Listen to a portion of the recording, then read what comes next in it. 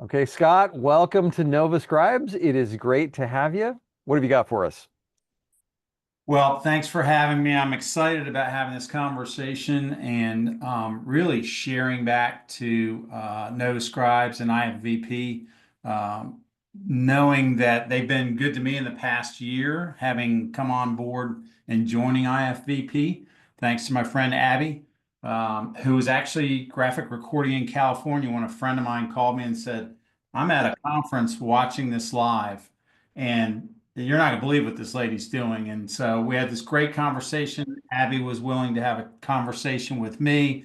So we check in from time to time, and that's been great support for me. So I wanted to really give back to this community and artists and creatives in general to have this discussion and really have it be interactive.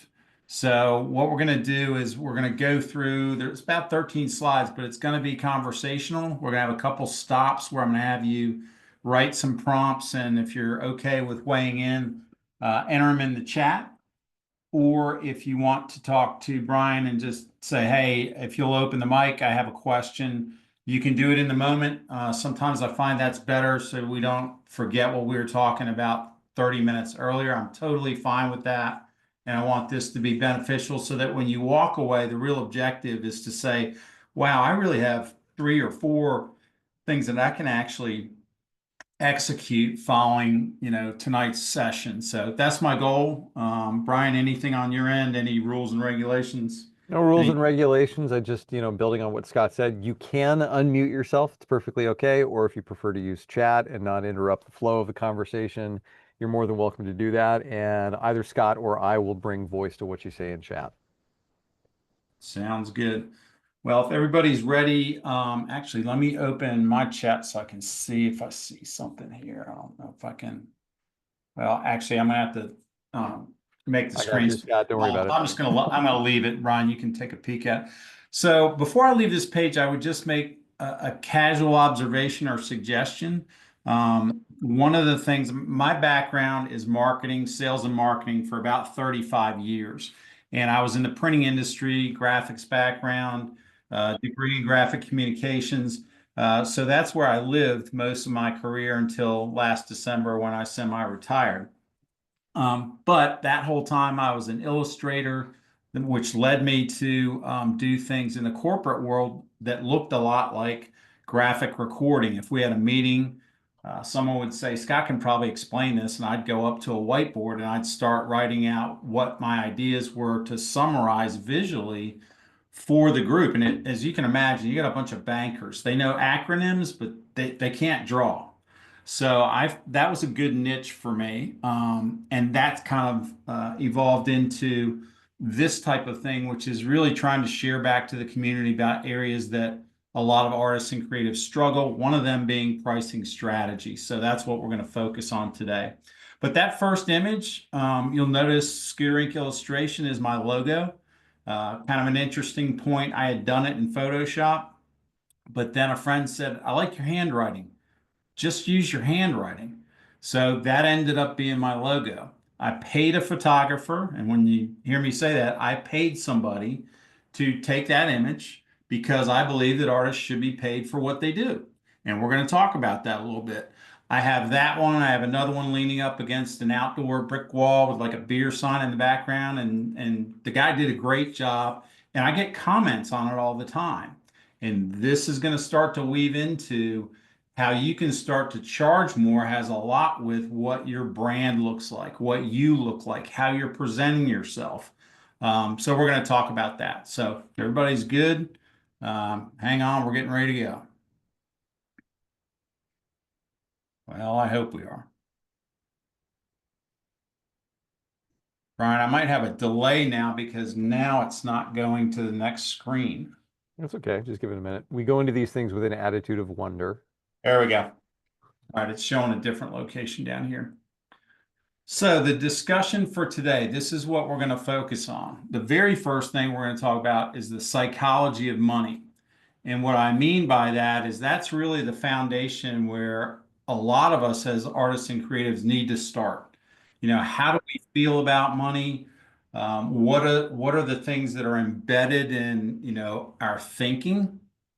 And that is really critical in how you execute and have pricing conversations. And when I say that, the psychology of money goes way back. It goes back to probably when you're a kid at some point. So we're going to have some things for y'all to engage in there. We're going to talk about the business side of money. And raise your hand if you're in this to actually make a profit. Put your hands up if you're in it to make a profit. All right, I think we got 100%. No one wants to take a loss, so that's good news. But we'll talk about the business side of money, and then we're going to go into what I think is going to be more of the engaging conversation, which is questioning skills. And what I've found in putting my business together on the coaching side or the workshop side is this is the piece that generally gets left out. And it gets left out because if you go to art school, for an example, and I'm not trashing art schools, I'm just saying typically when I speak to art school students or graduates of art schools, one of the most common things they share with me, and I just saw it in Kansas City when we were talking to students there, they're like, listen, we don't have classes on this. We don't have classes on business. We never talk about pricing. And we don't talk about the impact of this. What's usually being said is, hey, you're an artist, you're a visual practitioner, go out there and start killing it. It's going to be fine. Well, it doesn't work that way. I think most of us on the call probably say, yeah, it doesn't, there's not a red carpet that rolls out and all of a sudden the cash just starts rolling in. You have to run this as a business and you have to develop these skills. So that image there is just from Kansas City when I was there a few weeks ago, just to show you my style. If I'm not connected with you somehow, my style comes from a cartooning background, from a business background, and my mind works in a little bit of a strange way, meaning that I have a business side for all these years, and I always had this art side. So graphic recording, visual practitioner is a good fit for me. I enjoy it. And I enjoy working with clients. So, what I'm going to ask you next, we're going to talk about money mindset. But what I want you to do is, if everybody's got a piece of paper, just jot this down, and then I'm going to start asking you some questions. But when I say the word money, what are the first two or three things that pop into your head when I say the word money? Just write them down. We're going to take, Brian, give me 60 seconds if you would. You got it. And while you're doing this, I want to share everything we're talking about. I've already kind of had to work through. I've done it wrong. I've messed it up. I didn't do it right. I was frustrated. So what I'm trying to help you do tonight is to bridge the gap, learn some tools. There is no right or wrong answer in anything that you're going to be writing down. So don't feel bad like this is the wrong answer. There is no wrong answer. And that Brian's professional. He's got like a tick down clock. He's all over it. So three things when you think about money, and if you're comfortable in about 30 seconds, or if you've got them written down, go ahead and start popping them in the chat. And then Brian, I'm going to ask you to read them out when we get here a little farther along. You got it. Yeah, Scott, it's almost like I'm a professional facilitator. Weird. There you go. All right, 10 seconds, no pressure. No wrong answers. So you got buzzer go off, Brian? It turns pink. All right, pink. All right, drop them in the chat, ones that you're comfortable sharing. And let's see what we got. Brian, when they start popping up, just start calling them out. Okie dokie. So we've got energy, capitalism, exchange, supporting my lifestyle, capitalism, freedom, exchange, opportunities, generosity, ease, pricing, proposing, paying, fuel, stress, Pain? fuel, paying, like paying. Oh, okay. Paying. All right. Paying. Yep. Fuel. Uh-huh. Fuel. Let's see. Stress, necessary. I like freedom. All right. I like it. Now that I have that, I want you to fill this in the chat as well, and then we're going to talk for several minutes. When I give you this lead-in sentence, you fill in the blank. Money doesn't blank. What goes in that blank? Money doesn't blank. Next one, money can't buy blank.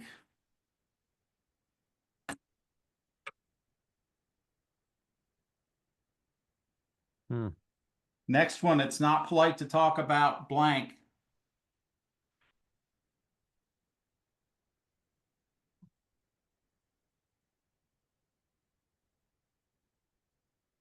Next one, why don't I just go out in the backyard and grab some money off the blank? Now, I'm older than many of you, so maybe some of these are a little old school, but I think some of you will get it. And then the last one is more money, more blank. All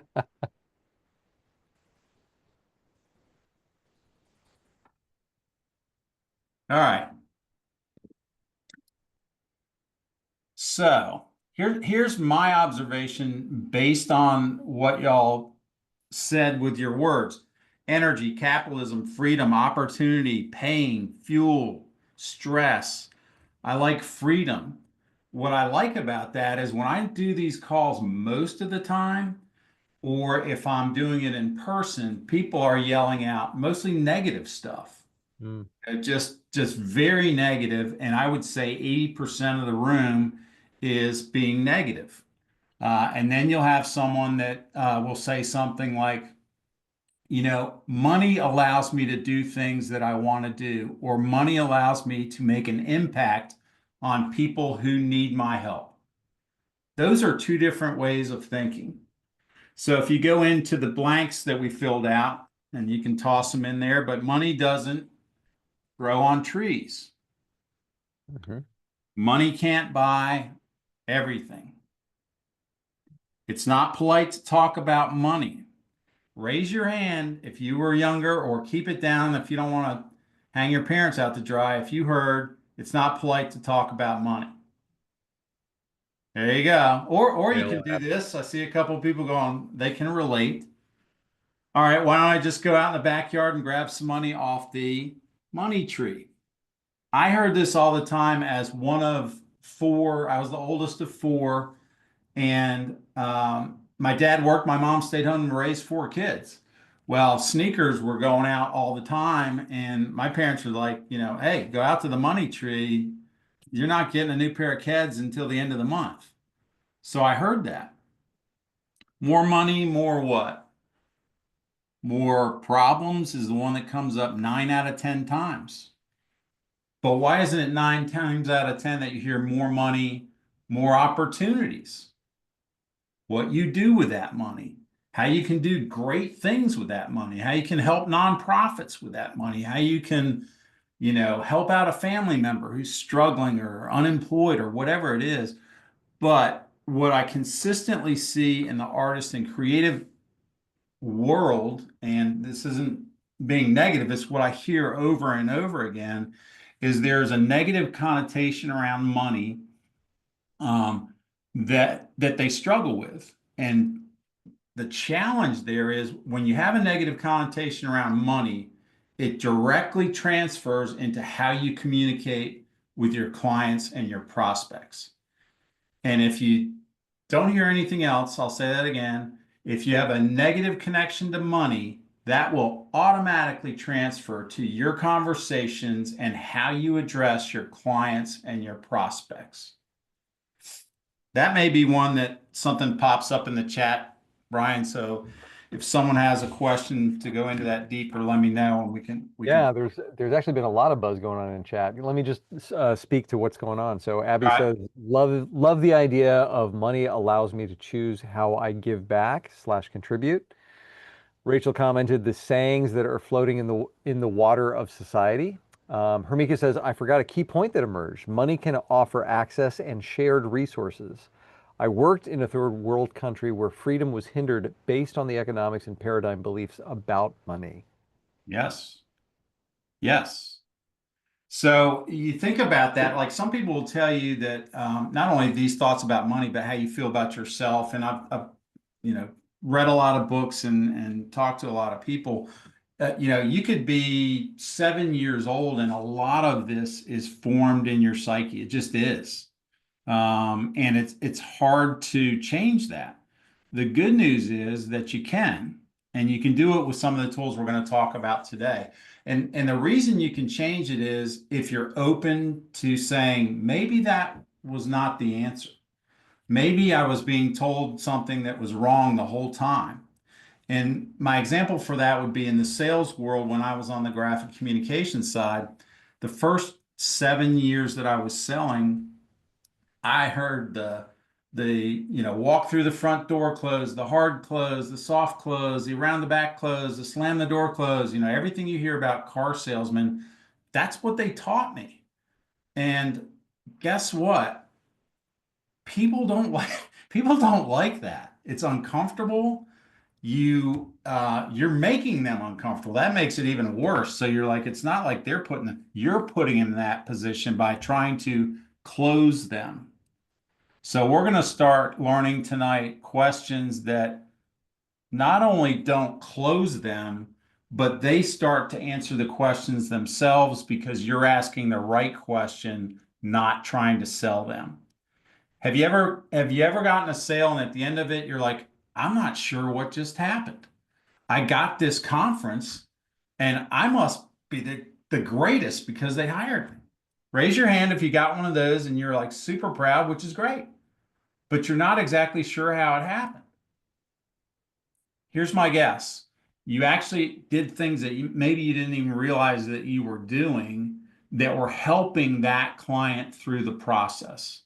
And what I mean by that is instead of forcing them through, you were asking questions that help them through.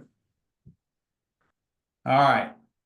If we're good there, Brian, I think I want to go to this growth mindset. This is a graphic, and then I'm going to show you a brief video. Actually, let me see.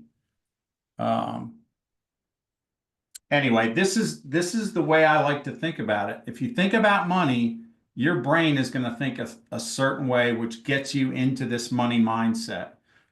It can always be improved. It can always go the opposite way. You lose a few jobs, and you're like, oh, I should have been doing this. I should have been doing that. I don't deserve to get this job. Raise your hand if you've lost a job and said, well, I didn't deserve it. That's why I didn't get it. Well, I don't think that's it. I don't think there's a person out there going, hey, let's just make sure they don't get this job. That's not how it works.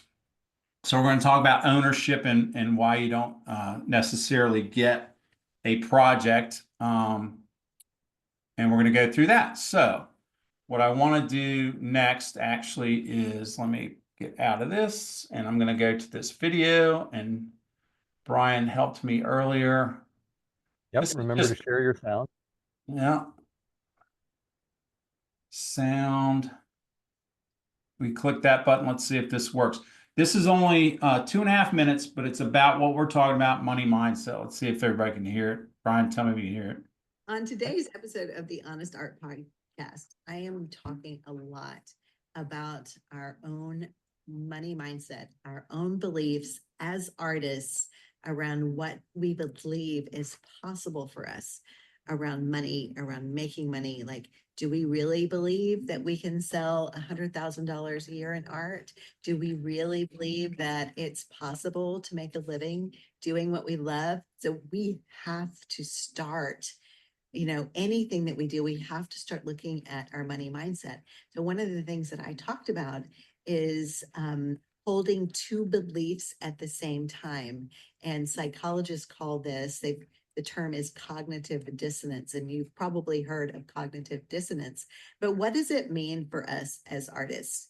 Well, it means that on one hand, we could think, gosh, I really want to make a lot of money in my art business. But on the other hand, maybe we subconsciously have a belief system that says, money is the root of all evil, or people who want money are greedy. Another thing that artists can tend to think is, well, if I want to make money, as an artist, maybe that means I'm not really an artist because there are so many, purists that are like, oh, well, you're just into the commercialism. There's just a lot of things for us to unpack as artists around money. So for me, the cognitive dissonance years ago looked like I really wanted to have a super successful, thriving art business, but subconsciously, I was really worried about what that would mean for me as a wife and as a mother. And I really had to dismantle the fact that no, there are a lot of women out there who have successful businesses that are able to do what they love, and they're still able to have a rich personal life. So I hope that you will go. All right, so the rest of it, she's just linking out to her information. So what I love about that is you assume that other people are struggling with this problem and not that, I'm sorry, that other people are not struggling with it. But what you come to find out is there are actually a lot of people struggling with this money mindset concept. And think about what she said. She's an artist. She wants to fulfill this art part of her personality, but she's a mother. But there's also other great examples. What if you're an artist and your spouse is not supportive of that? Well, guess what? That's cognitive dissonance, because one side of your brain is saying, I can do this. And the other side is saying, at the spouse or partner level, you're crazy.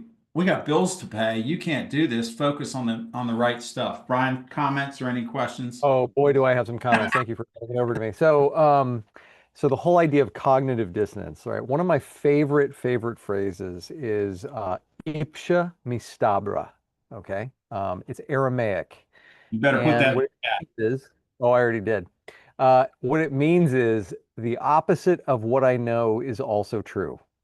Yes. I think this is a really healthy mindset to keep in mind, that regardless of what I think is going on, somebody else probably believes exactly the opposite. If I think I can't make it, somebody else thinks I can, right? If I think that I'm not good enough, somebody else thinks that I can do it. Yeah, Abby, this is exactly like polarities work. It's the idea of holding both, okay? Now, speaking of holding both, I have Scott, what's coming up for me around this? I was having kind of like I like to go off on tangents with some clients that I feel like I have a good rapport with, right? And I have this one in particular, and we were talking about the difference between art and design, okay? And where we landed is that art can exist for its own sake. Art is manifested by the will of the artist, right? Design, on the other hand, has a customer. Design has people that you have happy. You have to make them happy at the end of it. And I think the work of the visual practitioner is a lot more closely akin to design than it is to art. And I think, so I got into this line of work first as a facilitator and as a consultant, right? I'm not a graphic designer. I'm not an artist. And so I think for me, I've never really had a problem with the mindset, with the money mindset part, because I treat it just as like any other project. I think that the folks that have a challenge with the money mindset, and Scott, you can tell me if I'm wrong on this one, are the ones who do tend to come at this from more of an art perspective, right? Where it is like, well, there's the hangups that go with that. Hermika's nodding on this one, right? But you tell me, do you see it? Does that dichotomy between art for art's sake and then design who has a customer, does that come into play here? Yeah, it's interesting. I've never thought of it that way, but it's good. And what I'm thinking out loud is, and I've read this in a number of books about, being a visual practitioner, or I've observed it. I mean, I have a certain style, a cartooning style, so it lends itself to doing certain things. But I've seen graphic recording that has zero cartooning look to it at all, that's better than what I've done, and because they've communicated in a certain way, which is really all that matters. So that's the design part of it. As a visual practitioner, your only job is to convey what someone has said in a way that other people can understand it. So let's say it again. Your only job is to convey what someone has said as a keynote or as a speaker in a way that other people can understand it. So I love that thought, and thanks for leaning in on that. I think it's great.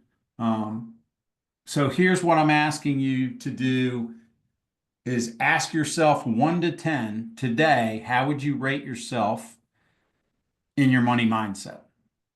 Just jot it down, fold your piece of paper up 6 times so no one can see it.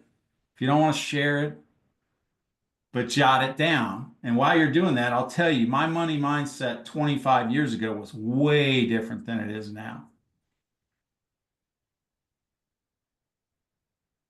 Now, here's what I want you to do. If you can remember this, if you have a calendar, I want you to write your number down today. I want you to write your number down in 3 months. And see, after we've talked about some of these things and we give you the tools to start implementing them, how do you, if you're a 1 today and you're a 3 in 3 months, that's a win.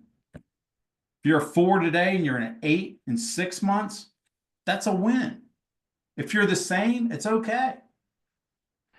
But it's having this awareness of that money mindset.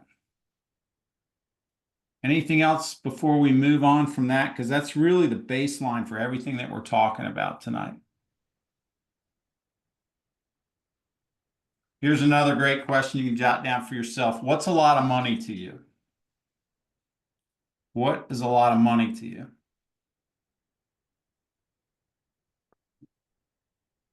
That question should cause you to think a number of things, but guess what? I don't have the answer to that.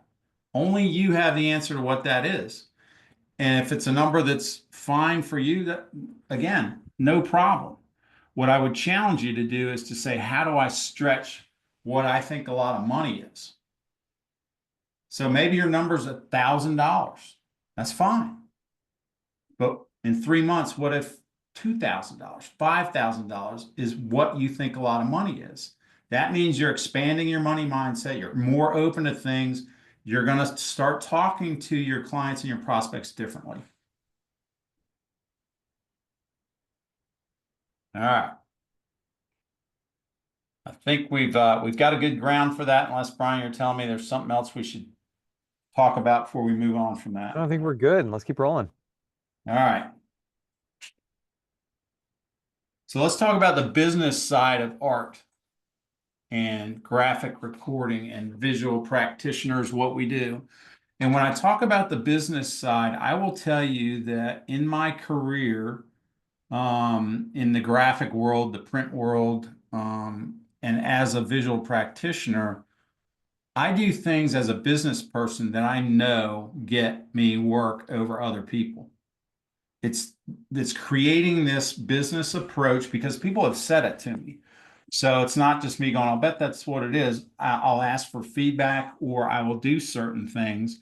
But if you operate like a business person, and we're going to talk about things you can do in these comments here, what starts to happen is your client is like, wow, this person is on the ball. They know what they're doing. Because raise your hand if a lot of your clients don't know what graphic recording, sketchnoting, visual practitioner actually is. Probably a lot of you. Well, when that happens, guess what? They're looking for you to actually coach them on what this means. What's this business? You know, what's going to happen? What happens next? What are the questions I should be asking? So we're going to spend some time in this business side. But what I want you to get out of it is every time you're communicating, you want to communicate and say, I'm making an impression. And just like dating, you're either making an impression that goes like this, or you're making an impression that goes like this. And in dating, I can tell you, if your impression keeps going like this, you won't be dating for long. So on the business side, you want to keep saying, what's the impression that I'm making to this client? So let's walk through some of these things that I've got on the bullet points here. So you need a visual practitioner to effectively communicate their skills and meet the assignment. If you're going to get hired, you have to somehow convey that you can do it, right? So if you're just, let's say you're Bucky and you're doing an illustration assignment, what are they going to say? They're going to say, Hey, will you show me your portfolio? Can you show me your style? Maybe your style fits, maybe it doesn't, but they're going to ask you that because they want to know if you can actually accomplish what's being done. Back to Brian's point about the design side. If you can't design worth the crap, they're not going to hire you. So that's a checkbox that you absolutely have to be able to do that. Raise your hand if people hired you out of the blue without asking you whether or not you could do it, without showing any previous graphic recordings. Who gets that work all the time where no one asks them anything and they just write them a check? Raise your hand, and I'll wait. I think it's like So one that time that's happened. happens one time. And Brian's younger than me, No, but no, Abby too. I saw her hand go up. So yeah, okay. yeah. Yeah, occasionally. But for the most part, we're going to talk about these other things. They have an important conference or a meeting date and a schedule to adhere to. Here's a hot tip that you can write down. One of the things I do when I communicate with clients, and this is related to how you can get more money for things, is if I communicate that I'm going to do something, I remind them when I actually do it. So let's say that I'm reaching out to Rachel and we're going to have this conversation, and Rachel says, "Well, Scott, this has been good. I'd like you to call me next Monday." And I say, "Rachel, happy to do that. Can you tell me what we're going to talk about next Monday?" So I'm teeing up for Rachel to tell me why we're going to have this conversation, which is important. Monday comes around, I call Rachel. The first thing I say is, "Hey, good morning, Rachel. Last Wednesday, you asked me to call you today at 2 o'clock. So I'm doing that."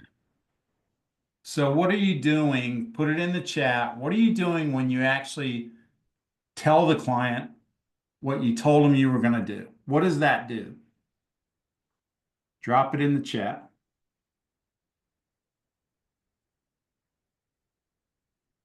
Call it out, Brian. What do you got? Shows reliability, Mm, models congruence. We could expand on that a little bit. I mean, it gets you to you're showing that you're trustworthy. You're showing that you know are going to do what you say you're going to do. That you're professional. yes. Love that. Trust is the word I really look for because it's something everybody can relate to. But the professional word is great because I guarantee you, everybody who has hired somebody on this call has experienced what? A nightmare. Oh yeah. And if you want to get people going, and this is a tool um, that you can use, and we'll talk about it a little bit later, but referencing something that's happened that you don't do, that you do the opposite of, gets them to remember that sucked. I don't want to do that again. I want a professional, somebody I can trust. Somebody's going to do all these things. All right, the next thing is, now this is a little bit of pricing conversation. How many people have ever had to multiple bid something? Raise your hand.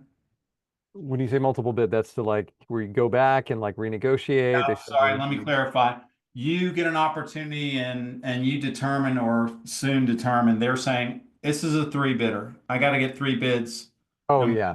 Oh, no, we just need to get 3 bids. We don't really care who does it. Like something like that. Yeah. yes. Yeah. All right, so we can all agree that's happened. Yesterday, I was listening to a podcast and they were talking about getting 10 bids. What? And not specific to what we're doing, but this happens too. Have you ever said I'm going to bid and 10 people are bidding? My confidence level on 10 bids, no matter how good my work is not very good. Why? Type in the chat why, if you have 10 bids that you're involved in that someone's requesting you to do, why don't you feel good about that? Or if you feel good about it, let me know why. So we got, they will likely go with the cheapest one. Abby, not worth my time. They're going to pick the lowest price. Money story. All right, Abby, can you come off of unmute? I'm gonna call you Yep. out. All right, Abby's off on mute. I love not worth my time. Share with the group what you mean by that.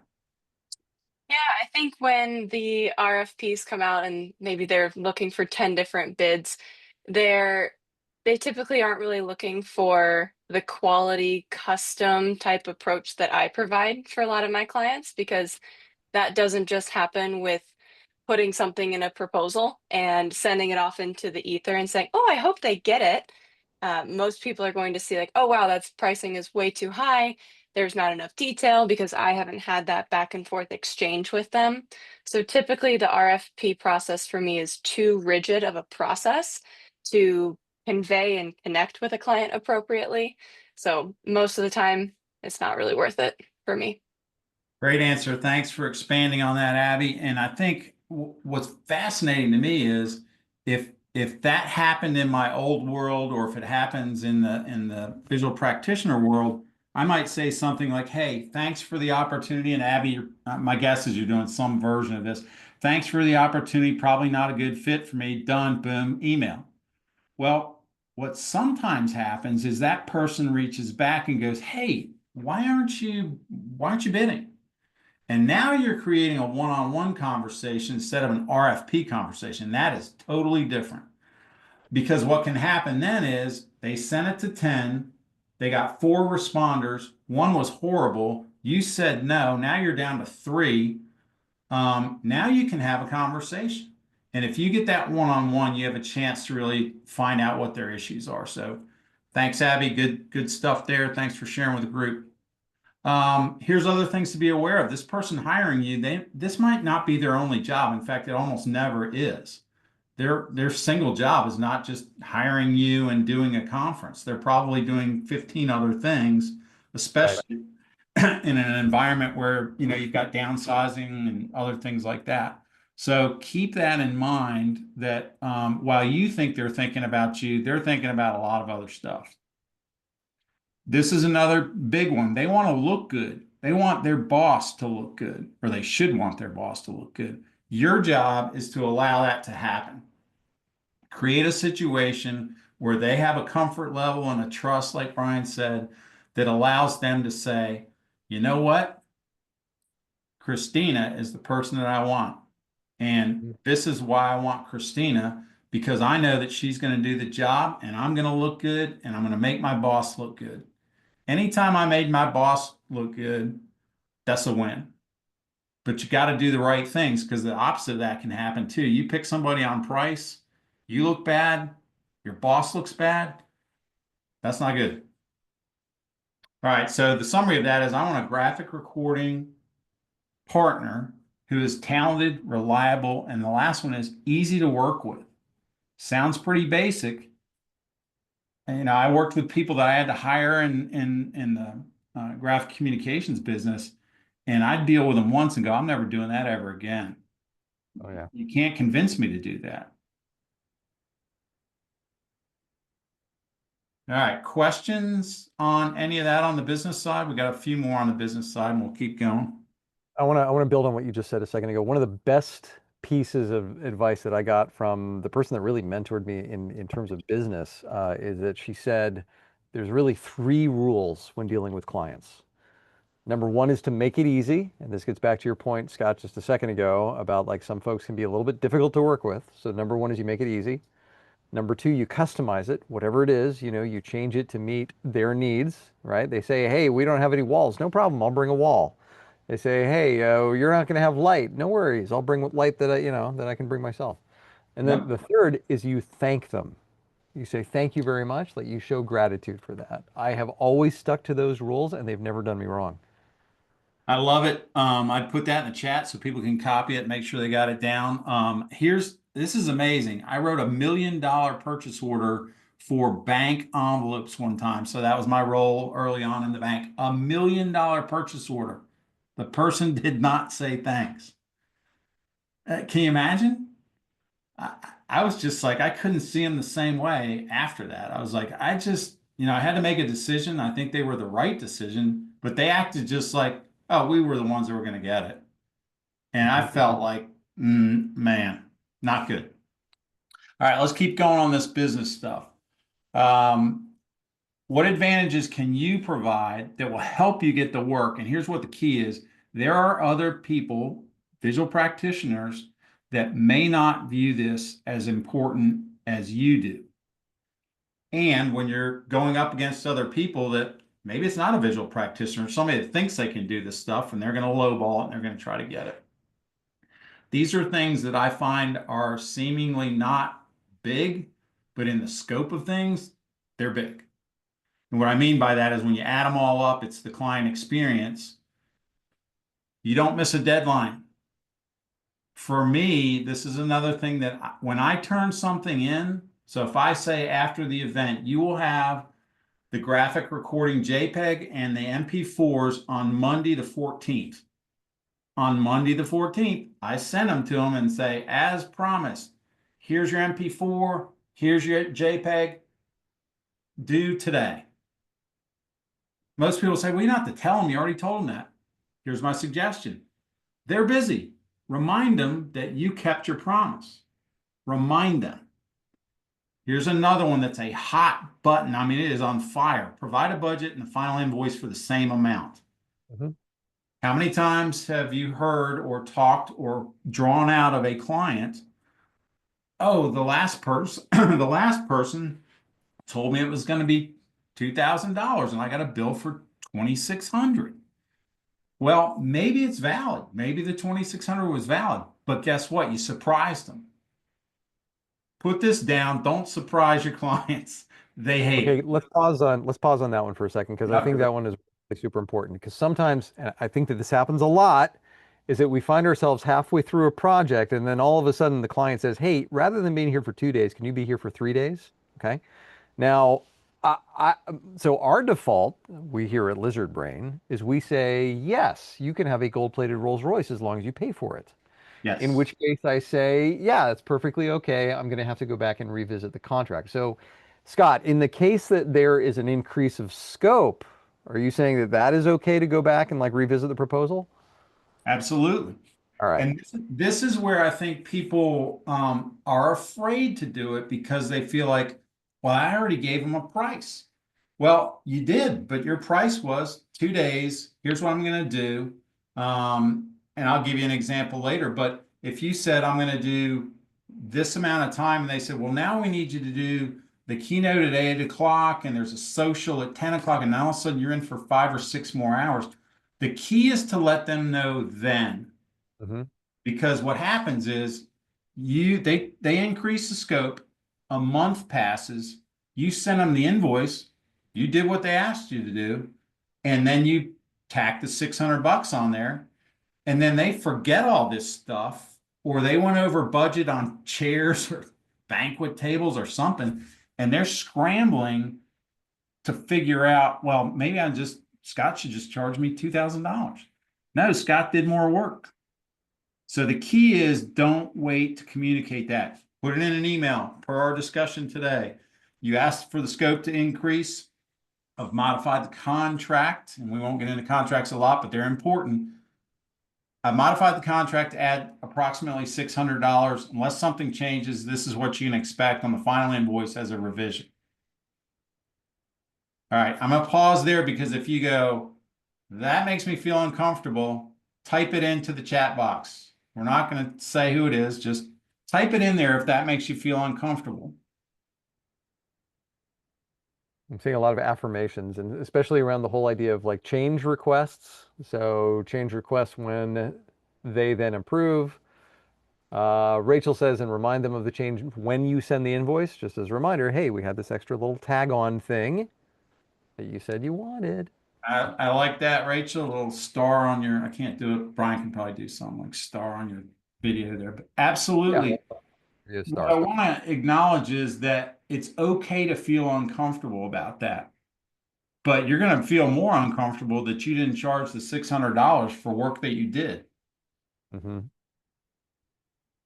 Any other questions around that? Because that's really kind of that's an important one, which is get paid for the work that you're doing. It's not only fair, it's ethically right. All right, we'll go through some of these a little quicker because some of them are a little more basic. Communicate professionally. Make sure you double check spelling. I'm not the best speller, but I try to do the best I can. Answer emails in a timely fashion. I've always been a believer in the sundowner rule. Somebody emails me today within a reasonable time, up till early afternoon, I'm going to try to respond that day. certainly by the next morning. And if I don't know the answer, I'm going to say some version of, hey, thanks for your email. I do need to check into this. I'll get back to you by Wednesday. Again, I'm setting a marker for Wednesday. I'm going to do it by Wednesday. The amount of artists and creatives that go, no big deal. I was busy. I was working on another project, and 4 days passes. You lose business on that you don't even know about, would be my suggestion. You're being apathetic. It's a big word for me. I hope I'm using it correctly. You're being apathetic, and then all of a sudden you can't figure out why they're not returning your emails or your phone calls or whatever it is. Next thing is provide additional ideas and creative thinking. Some artists say, well, I'm not going to tell them, I'm not going to make any other suggestions. They know what they want. Well, you're missing an opportunity for increasing your value and increasing your pricing. Or sometimes they'll ask for 2 versions, and I'll think, man, I think this version would be a better solution, or to do it this way. And I'll throw it in, and I actually just tell them, hey, I tossed this in there. Maybe this is crazy. And you know what happens? A lot of times they're like, I like that better than what we came up with. Especially if they're non-creative people, that they're not expected to come up with great ideas. And you don't want to tell them those first 2 are really crappy ideas. So I gave you a third one. So in doing that, you're adding value that you could possibly price for. Be polite, easy to work with. If you're a pain in the, PITA, as they say, that starts to wear on people. If you're the opposite and you make it easy to work with, you get referrals, you get return business, you get somebody comments on LinkedIn, or somebody says that they were, it's not necessarily a referral, but you get this, nice attaboy for doing their conference, or that a girl. Then the last thing, Brian, you said, you said it perfectly. Thank them for the work and seek other opportunities or referrals. So here's a different way to look at referrals that works for me. It might work for you. What do most people think when do they think about asking for a referral? Put it in the chat box. When do you think it's the right time to ask for a referral?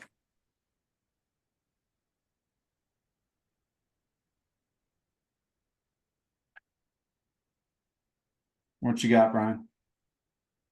Still coming in.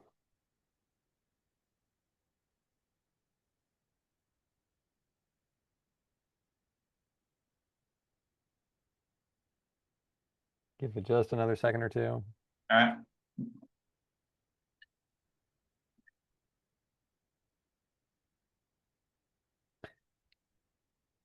We've got 2, 3, here we go. So I'm realizing 4, here we are. All right, now we're cooking. So we've got throughout the project lifecycle, I'm realizing I'm not good at asking for referrals all the time during and after the work is completed.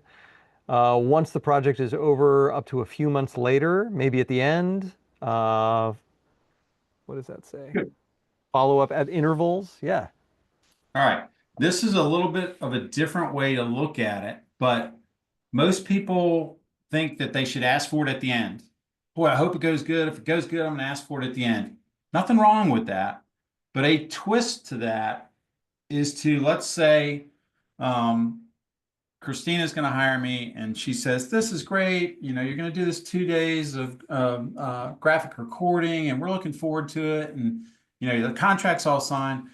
I'm going to actually say something then, and here's why. I might say to Christina some version of, Christina, 1, thanks for the work. I really, I appreciate it. I appreciate the referral to come into your organization. I'm excited about how this is going to go, and I really feel like, based on the work that we've done so far, both of us are going to be very pleased with the outcomes. Here's one thing I'd like to ask you. If at the end, when we're all done, you are pleased with this and you're very happy with how things happen, a lot of what I do comes to me through referrals. Would it be okay to ask you at that point if there's somebody that I should be talking to? What does that do that's different than asking them at the end?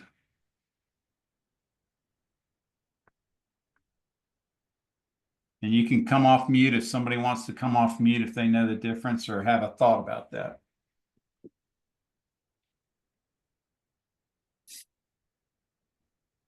All right, I'm going to share it. imagine Christina says, I come to her at the very end of the project. She goes, hey, it's great. Thanks a lot. And she's, raving about everything. And I go, hey, do you know anybody else that would like to do this? How does that make Christina feel? A little bit under attack, right? Like, whoa, wait a minute. I didn't know you're going to be asking for a referral. It's not that extreme, but it's almost like if you bought a car and the guy said, well, you want to buy 2 cars. You're not ready to buy 2 cars. So what you're doing the other way is you're softening that to say, if everything goes okay, and I think it's going to go great, when we get to the end and she's in the best moment for suggesting you, suggesting you for another job, that's the time to ask, because the pump's been primed for that referral to say, hey, remember when we talked back in the beginning and you said, yeah, she's already thinking, because you did this a month ago, I think I know 2 people. So then in the moment, one of 2 things can happen. She either say, I've actually thought about this, Scott. I want you to call Brian. I want you to call Rachel. Those are 2, and I'm going to go ahead and connect you with them. That's a different way to look at it. If you can get comfortable with that, it's more effective because the person is more comfortable and they're more prepared.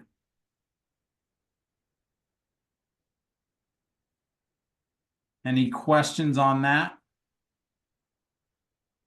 All right, we're going to roll into activity 2 here. Brian, we're good on time, right? Yeah, we're doing fine. All right. Here's the second activity. I have a question for you. I want you to write it down. The client asks you what your budget is for doing the work. What's your response?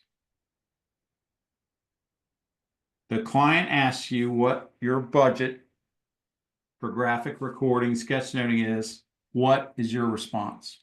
Drop it in the chat because there are going to be all kinds of responses here.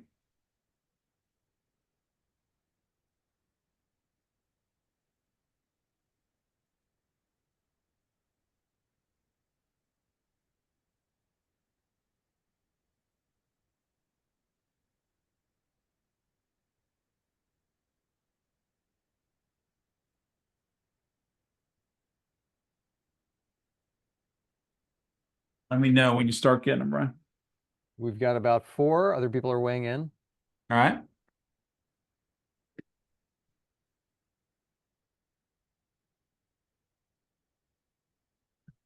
So here we go. Somebody asks you what your budget is. The reply is how much you got.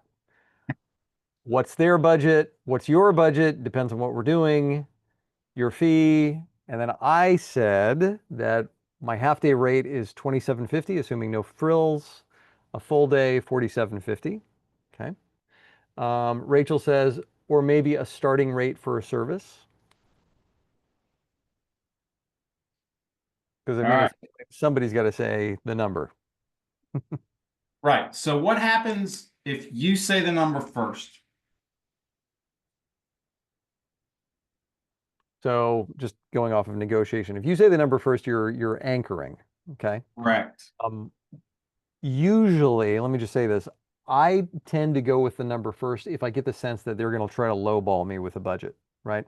So I would rather be the first person to name it. However, if I'm talking to, some venture capitalist, multimillionaire who's calling me from his Learjet or whatever, I'm going to be like, what's your budget for this? Because they're probably going to, offer me something that's way beyond. So I try to sense out, are they going to come in at or below my rate? And if I think they will, then I'll give them mine. Yep. So let me give you a little context to this discussion. Again, no wrong answer, but there are certainly ways that you can automatically increase what you're charging for something. So let's just pick a number. If I answer with $1,000, I've anchored, and I've anchored in a pretty big way. And I'm not saying $1,000 isn't good. It's good. Maybe you need it to pay your rent. So there's some situations where you say, I'm going to take it.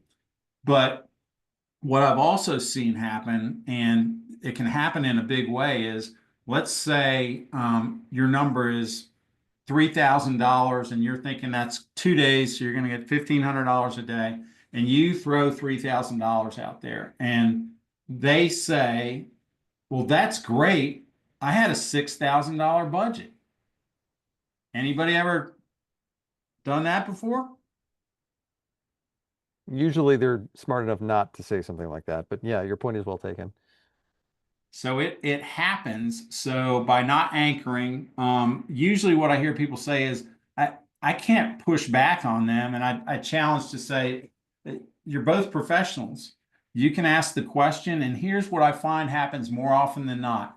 If you soften that statement back to them instead of just saying, "Well, what's your budget?"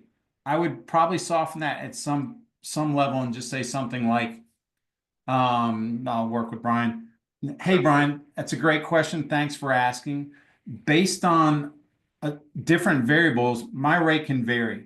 And at that point, you can choose to put a range out there. So if you say my rate can vary between $2,000 and $5,000 a day.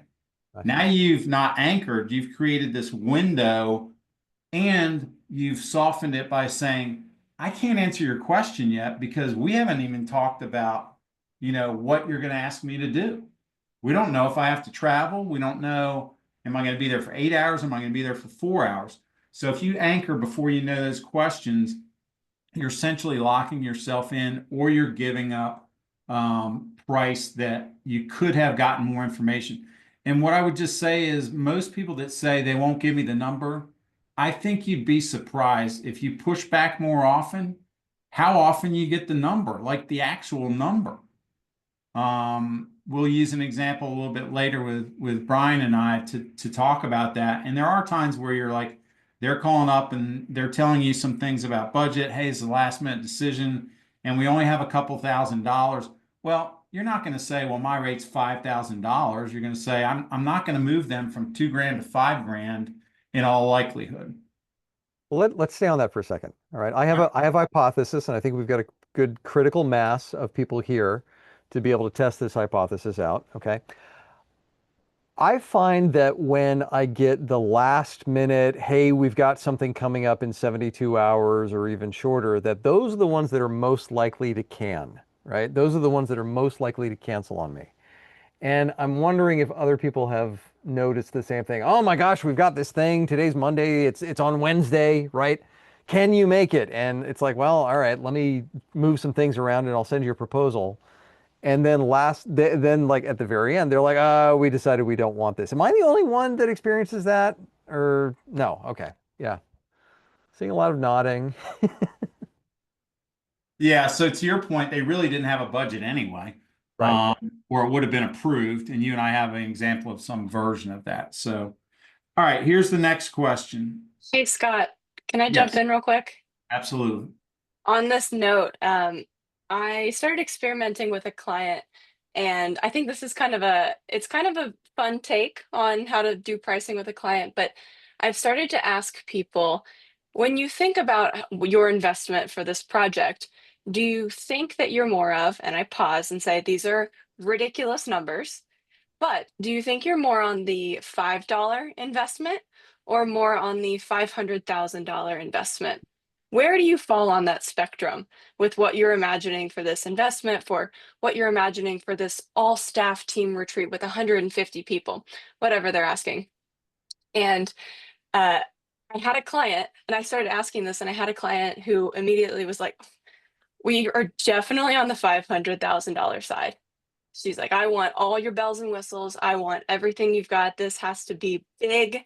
This, like, put it all out there. We want all of it. It's like, okay, Right well, then. I'm going to Yeah. go ahead and double everything that I thought we were going to do, put in all the bells and whistles. So even just that can allow people to understand, like, I have a wide range of clients with a wide range of budgets, and some of them are going to be the $5 ones, and some of them are going to be the $500,000 ones. So it's kind of a crazy question. It's so far an extreme that people feel comfortable with it, Yes. and then they start talking about it. So I just wanted to offer that and not put it in the chat. All right, virtually give Abby a round of applause. That's very good. And what I love about what you said was, hey, I tested something out. I mean, you've been doing this for a long time. You should always be testing your pricing about what's going on with it, what the opportunities are. The next thing that I heard you say, Abby, was they were like, instead of you telling them, hey, if you do 500,000, here's the 10 things that I can do for you. That's you telling them. When you did it that way, what happened was they said, oh man, 500K, give us everything you got. What would that look like, Abby? Now you're in a conversation. So I'm getting pretty handsy. Now you're in a conversation with them that's giving you a lot of information. So that's absolutely fantastic. All right, I'm going to move to the next thing. This is just a quick post that I did on LinkedIn. And I did it just to get something out there to say, hey, if you don't know what this is what this is. And it helps people to see it on a business site. One of the other things I'm trying to do is whether it's Brian or Abby or others on LinkedIn, I'm gonna try to rotate and not rotate, reshare their posts and say, hey, great work. We're helping each other, and it does nothing but help our community to share those types of things on LinkedIn. So if you're on LinkedIn, it's a good tool. All right, now let's go to questions. And here's the questions that I hope you'll jot down, ones that, kind of resonate with you. And questioning skills, in my opinion, is one of the best things that you can do to gather information. So has anyone ever heard of the 80-20 rule as far as client meetings? Drop it in the chat. What's 80-20 mean? You don't know what it is? You're getting ready to learn? You talking about the Pareto effect? Nope, a little bit different. Although that could be part of it, actually, now that I think about it. Any answers in there?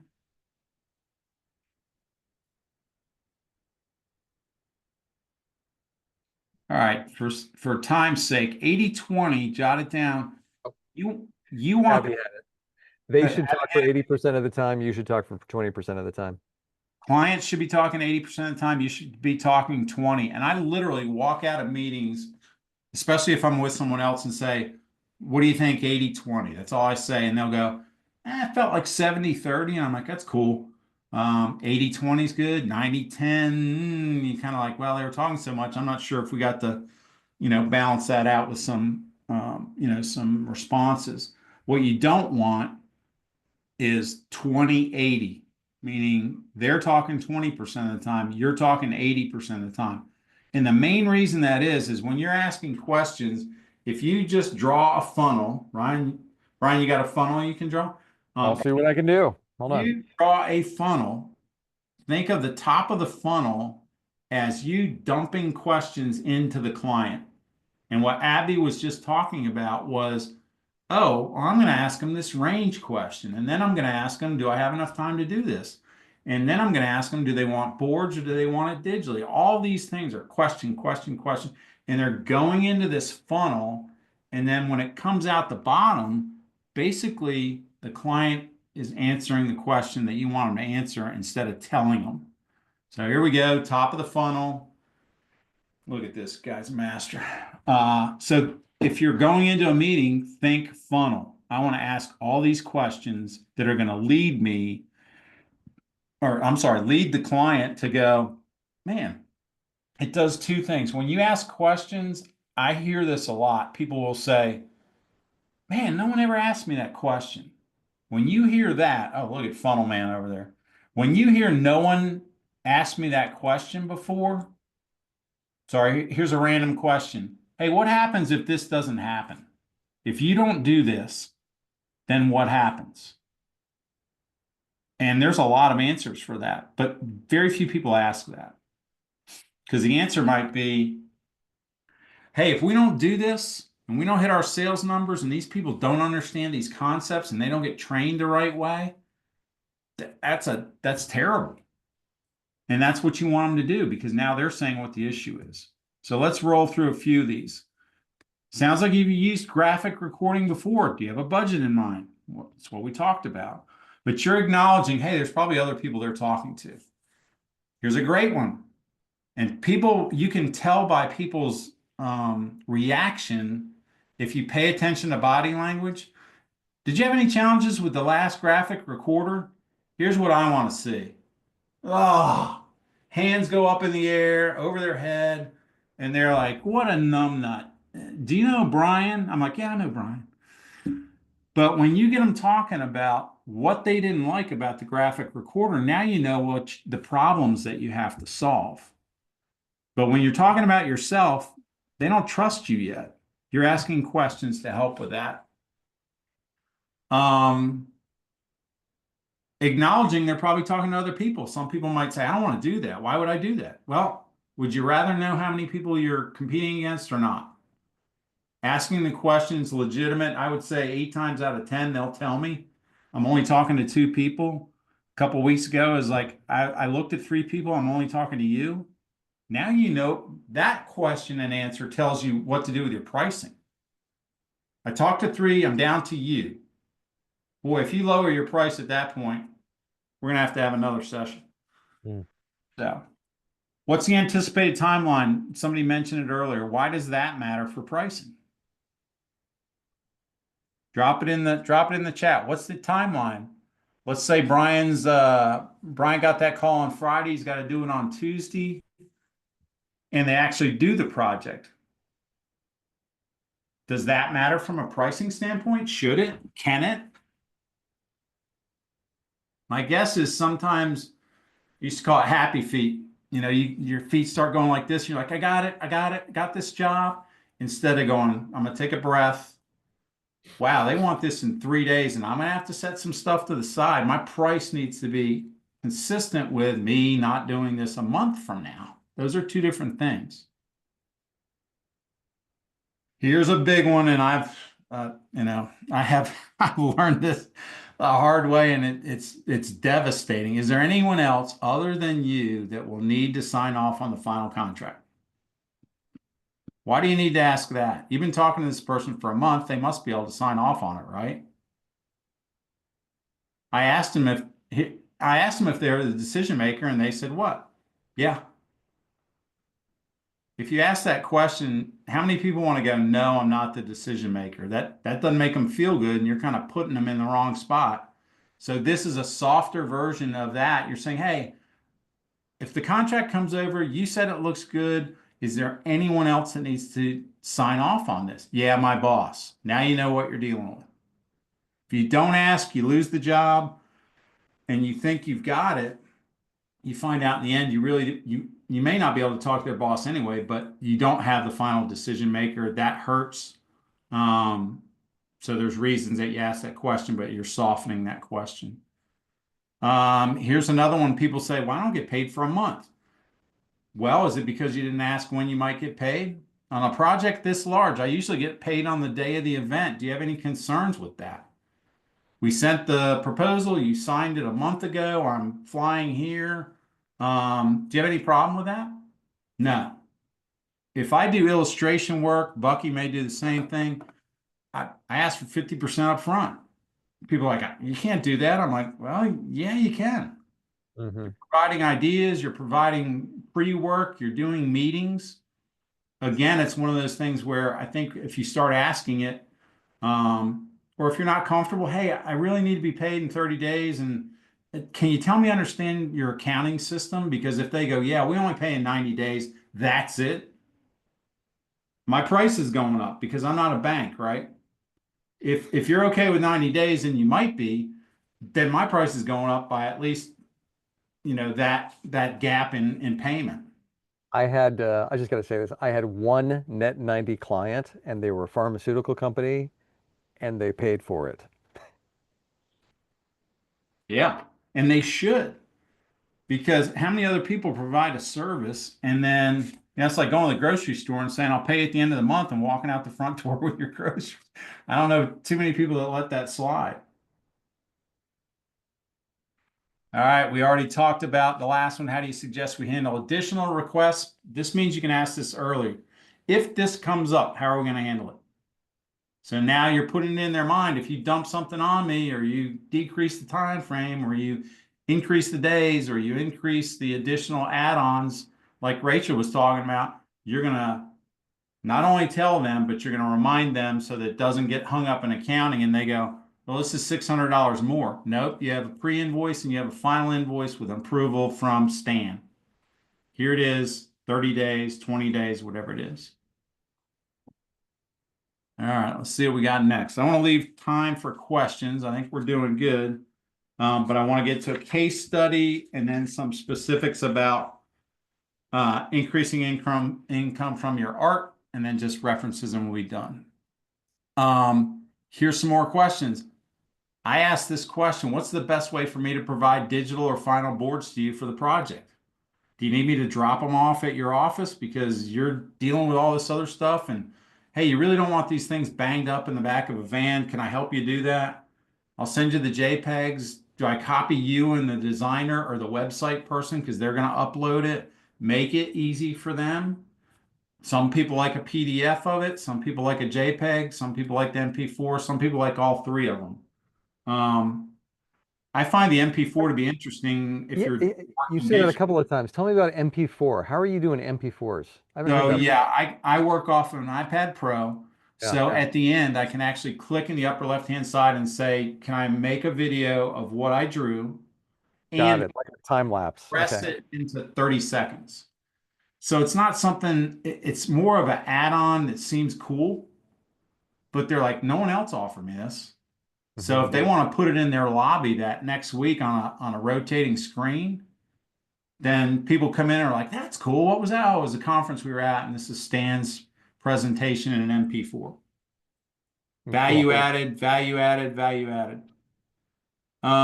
We already talked about the second one. Post-project question. I do this, Brian, Abby, I think probably both of you do just in conversations. I always ask some version of, hey, thanks for the positive feedback. We had this one thing that we should tighten up the next time. I apologize for that.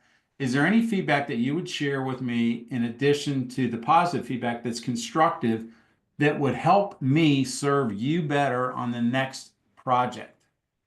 So in the chat real quick, think about that question. Why do you do that? Why should you consider doing that? Okay, while people are typing, let me share what I just dropped into chat. So I have a button that I can push and it automatically creates a template for what we call an AAR, an after action review. So every single project we do, we ask those questions that I just dropped into chat. Why did you go with us? Is there anything we could have done better? Is there anything else that's coming up that we might be able to help out with? Any other events? What would you like me to do with the charts themselves? And then something I learned from Sarah Spencer, which is a little bit of upselling. She is really, really good at taking drawings and then putting them onto coffee mugs, putting them onto tote bags, whatever. But like actually having some examples of productization. So, all right, so we've got people typing into chat, answering that question.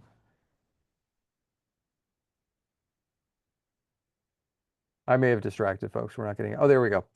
So Abby says, I often do a pint, a pint or a pint? Pint. Pint. What's a pint? A pint is a typical creative problem-solving tool. It stands for pluses, issues, and new thinking.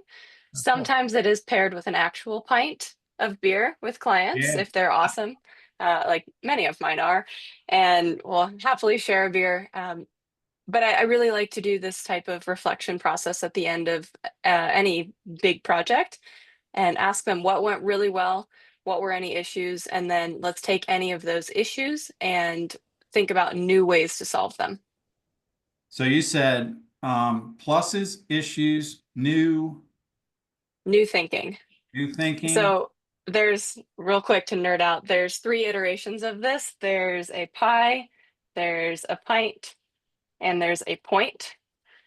So if you don't have time to make a point, which is the pluses, opportunities, issues, and new thinking, you can probably make time for a pint, which is pluses, issues, and new thinking. But if you don't have time for a pint, there's always time for pie, which is just pluses and issues. So that's there's my little moment. Y'all are getting bonus instruction because this is how it should work. It should be great interaction. So I love that. Cool. I love the last one with pie. So, all right, Brian's dropped that in the chat. Since I'm doing this, Brian, I'm assuming I'll be able to see that afterwards and I can grab some. You will. All right. The quote down at the bottom, another one of those. If you haven't heard anything else I've said, if it's about price, you haven't sold your value. That's kind of tough. They used to say in training, put on your bulletproof vest because this is going to hurt a little bit. But if it's about price, you haven't sold your value. So if you lose a job, going back and saying, all right, I didn't even get this. Why would I even care to review it? Well, you want to learn why you didn't get it, right? Well, if you say, well, I didn't get it because of price, well, did you understand what the budget was? Would be my first question. You went in at $4,000 and their budget was 2,500 and they wrote you off right away. We're never going to meet here. We're not using that person. Boom. So it's on you. What I used to say, and it's hard to do, is anything that happens to me in the environment of gaining a customer is on me. It's not on the economy. It's not on the buyers, what people make excuses about. It's on me. I did something that screwed that up. All right, we're going to go to case study. Brian's going to help me a little bit on this one. It's about 20 after, so we're still doing good. So this is live from 2 weeks ago. I had a couple of good opportunities. One was a referral from an IFVP contact. So if you're not on the website, I got a referral because someone out of town could not be where I was, and they posted it on the site. So you never know where these opportunities come from. So, that's Mateo. So I thank Mateo. I don't think he's on the call today, but he and I had some great conversations. He helped me get a little understanding about what was going on. But this was the second one that came up like 4 days later. Prospect reaches out, randomly says, I found you on the IFVP website, and I'm within your general area. And are you able to do this? Well, I am, but I go into question mode. Certainly, I don't know anything about what's going on yet. I don't know what the date is, anything. So my questions are around specifics. Hopefully, tell me more about your conference. So we go through that, the details. I'm available on the date, time required, and budget comes up from her fairly early. But I'm thinking, this is a live conference. It's in a week. So back to Brian's point, I said, all right, I got to establish budget. We actually get to a budget number. And she says, do you think you can get here? I had done a version of Abby's, and I said, all right, I'm between this number and this number. She said, can you get $100 below the top number? Your answer to that is 100% of the time, yes. You've already given them a range, and if they say $100 less than your top number, it's a yes. So we do that. But then the critical part comes in, and she's like, wow, this is great. Love your style. It's a fit, all this stuff. I said, well, all right, great. What happens next is another great question. The reason I say what happens next is I don't just want to assume it's going to happen. I want to know what's the process that actually gets somebody to say, you're going to do this. So she says, I'm going to let you know I have to meet with a committee. Raise your hand if you hate hearing that. I have to meet with a committee. Committee is almost a death knell, because what happens in a committee? A committee could be 3 people. It could be 13 people. And out of 13, you can bet there's probably 3 that are trying to figure out why graphic recording doesn't make sense. So she did what said she was going to do. I get a call a week later. She says, Scott, you did everything we asked you to. Your proposal was within our budget. The board, not the committee, the board, which surprised me, doesn't see the value. Mm-hmm. So think about what I said. The board, kind of outside of the people putting this conference together, doesn't see the value. Who's that on? That's on me. I didn't do a good enough job of figuring out this board was involved and asking questions, or, hey, does it make sense to get a board member to have some input here? Fast forward to a totally separate call with Brian, and I'm going to let him take over from there to close this story out, believe it or not.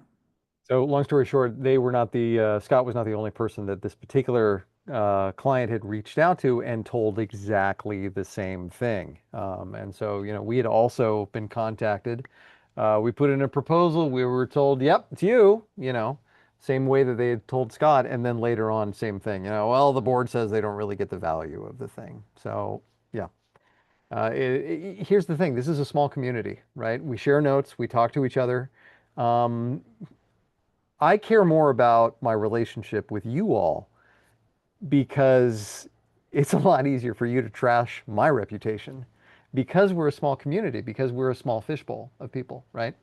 And so it's way more in my interest to be collaborative with people like Scott and say, hey, here's a little bit of inside baseball in terms of what was going on. And we just sort of happened upon this conversation.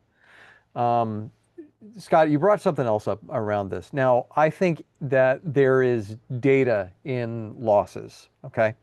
Yes. Since we started tracking this, and this was in September of 2023, okay? So since September 2023, we're just about at, I don't know, about 2 years now, all right? Short of that. Lizard Brain has lost 214 jobs that we've gone after, okay? Some of you have seen this before. I'm going to go ahead and show it again, all right? This is our pipeline. This is a live view of what it looks like. I know it's a little bit small.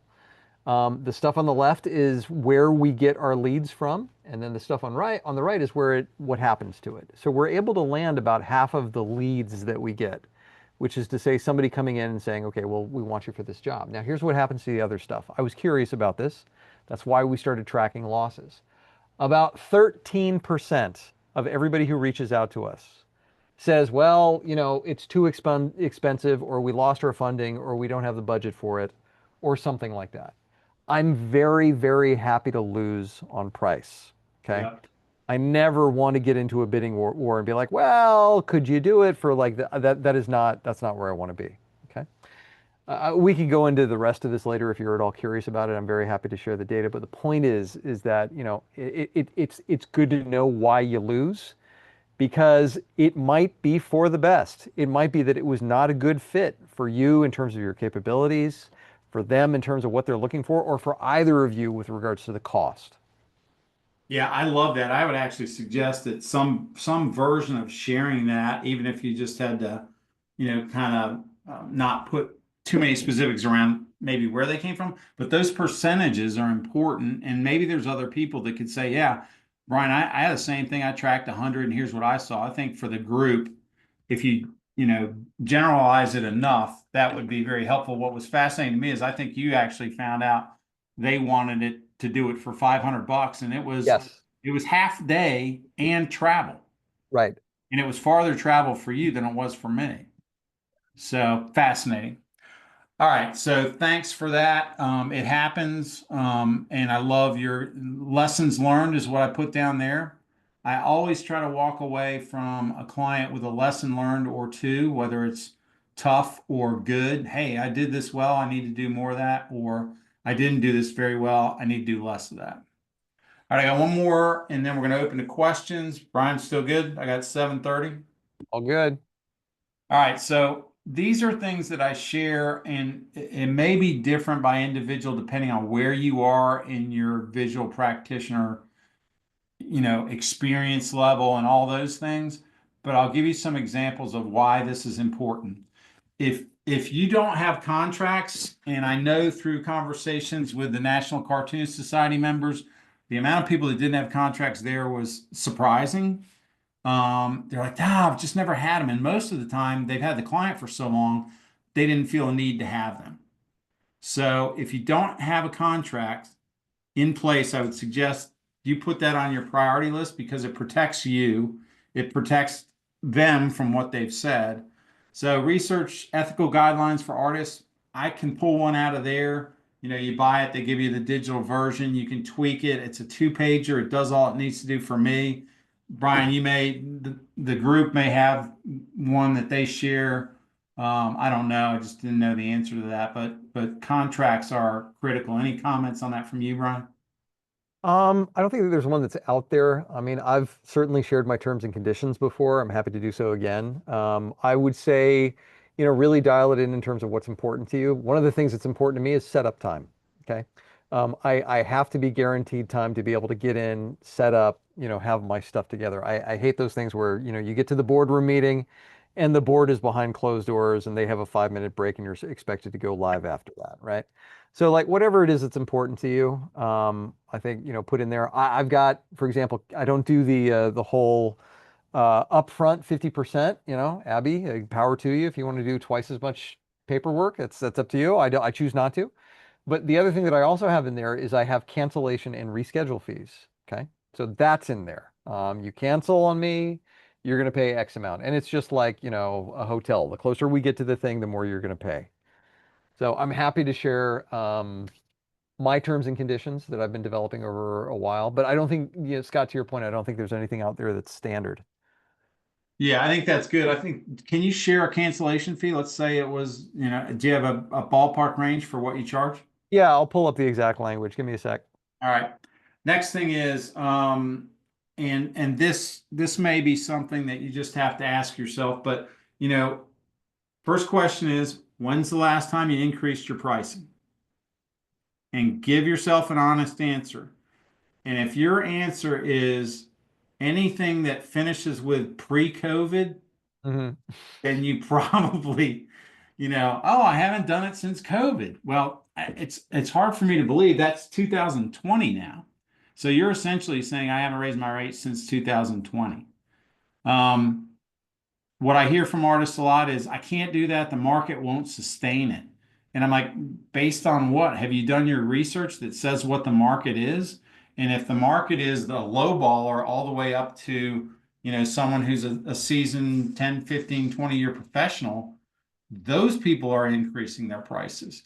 So what I challenge people to do is, Monday morning, go out and increase your prices by 10, 15, 20%. Here's what I think is going to happen. Nothing. I think 9 out of 10 people are not going to say a thing. And the 10th person, the only thing they might say is, hey, I noticed your price went up from 6 months ago. Don't try to justify a price increase because you don't want to go, well, COVID happened and my expense. No. Yeah, like a lot of things, my expenses are, I'm having to make a little bit of an adjustment. I don't think you're going to get a lot of blowback. I would actually say if you get zero blowback, you need to increase them again. You're probably too low. Abby helped me with this because I was going into an art space that I had not been in. And to her credit, she said, what do you think you should charge? And I said, this. And she said, I think you should charge $500 more than that. And guess what? My heart kind of went, oh, I don't know. I'm an illustrator, but graphic recorder, I'm fake it till you make it. Guess what happened? That was my rate. That's what I felt like a good rate was. And Abby was confirming it. So I did my homework. I talked to other people who said, yeah, that's the rate. If you don't do your homework, then you're probably shortchanging yourself. So I would encourage you to do that. And I said Monday because I think the last time I did this, it was a Friday. Do it tomorrow, or you're going to be making an excuse next Monday and not doing it. Next thing is just practice what we're talking about tonight. Whatever notes you took, start engaging in non-threatening discussions or negotiations, and see how that feels. If you've got a small thing you're trying to sell for $500, make it 600. Wow, I said 600 and they took it. Practice on the easy stuff. So when it comes up with a big one and you got a $4,000 opportunity, you won't cave because you've already practiced. And you do have to practice this stuff. Again, I want to acknowledge it's not easy, but it's very possible, but you have to practice. You have to get comfortable. If you can do it in writing, that helps you because you're like, well, I don't want to do it verbally. That's fine. Put it in writing. I listen to small business podcasts when I walk. I used to be a runner and I didn't like that. But when I walk, it's a lot easier for me to think about it, take a note on my phone. Always learning instead of just, listening to old Van Halen or 80s stuff like that. Start networking more with visual practitioners. Again, I'm doing this today because of what the value that I've received from this organization, from Abby, from Brian. Chris was on the call with me. Rachel this morning, is taking time to put this together, put the conference together in DC. What I find when you're in these organizations is if you got a few people running it and they're doing all the work, they start to crumble over time. So my hope is that tonight you're gaining some knowledge and going, he's not such a numbnut after all. He's got a few good ideas. So we'll go through this quick. These are just creative resources. If you haven't read The Creative Act by Rick Rubin, buy it tomorrow. He's a musical producer. Did the show on Apple, I think, with Paul McCartney. His book is a quick read. You can read just segments of it, and it's really good. The other one's listed there. You can jot down what's good. Real artists don't starve. That's a myth. If you buy into it, it's going to be hard for you to price. And then Podcast The Future's good. Design Guy, Six Figure Creative. And then Own Your Future is more of a mindset type of creative resource. All right, here's my closing quote, and then we'll take some questions, and I'll give you ways to contact me. So this gentleman is a friend of mine. He used to work at Krispy Kreme, and then he went to Photoshop, and now he is at Procreate. But when I reached out to him about coaching artists and creatives, this was his quote back to me. He said, "Scott, a large part of it comes down to clients and the general public not understanding the value of what they're buying. For example, a business owner might see a logo, art, insert, graphic recording," because this is his quote, "as simply a picture rather than a vital piece of branding that will come to represent so much more for years to come." Our work does that. Think about it. It sits in places. It has some length to it. Artists need to know what they're worth, how to write proposals that clearly explain this to prospective customers, and how to get contracts that are bulletproof. When I hear that from a guy that's as successful as he is, and he's a great guy, and he's like, "Scott, I struggle with this stuff," and he's very successful. What I want you to hear is it's not just me, and I want you to hopefully take some tools from tonight and walk away and go, "All right, there's a couple wins I can get," and go from there. So Brian, you have anything to wrap up or questions? Open it for questions that somebody can open the line on. I think let's do it this way. Let's go ahead and end the recording, and then we'll move into questions. So let's go ahead and give Scott a big Nova Scribes. Thank you very much. Before you Scott? turn it off, can we go to my screen? Hang on. Because if you're Definitely. recording, let's go to this. We'll Yep. get to this. So you can reach me here. LinkedIn, I post pretty frequently. Website, I have a newsletter for creatives that's monthly. Some of you are on it, and hopefully you're getting some ideas that are similar to what we're talking about today. Instagram is more just, hey, this is me goofing around. I don't sell stuff on Instagram, but it terrifies my daughter that I'm on Instagram, but that's fine. And then you're welcome to text or call me. This is a smaller group of people that are trying to help each other out. You're more than welcome to reach me that way. Scott, thank you very much for coming. It's been great to have you, and we'll see you at the next one.